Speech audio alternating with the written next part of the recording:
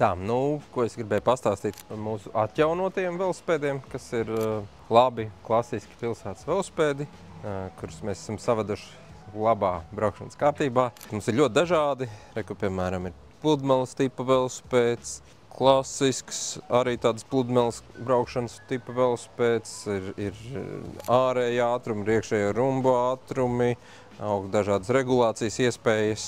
Nu, kopumā ir tā kā maziņa kolekcija izveidojusies, jo viņi visi ir savā veidā vintāžu velospēdi. Nu, piemēram, ir klasisks vācu velospēds, ļoti īpaša bremzīti, holandiešu vai pat norvēģu velospēds. Tad runājot par cenām, šie atjaunotie velospēdi ir no 100 līdz 300 eiro, atkarībā no komplektācijas, un galvenais ir tas, cik daudz viņā ir darbs un detaļas ieguldīts. Tā kā riteņiem ir jaunas riepas, jaunas ķēde, sēdeklītes, rokturīši. Nu, un ja arī cilvēks neatrod šeit tieši tādu, kādu viņiem gribās savu lietoto budžeta velospēdu, tad mums ir diezgan daudz vēl nesagatavotu velospēdu. Mēs varam izvēlēties atrast jūsu vēlmēm atbilstošu un to arī kādā īsā laikā, dažu nedēļu laikā sakopsim. Varbūt pat vēl ātrāk.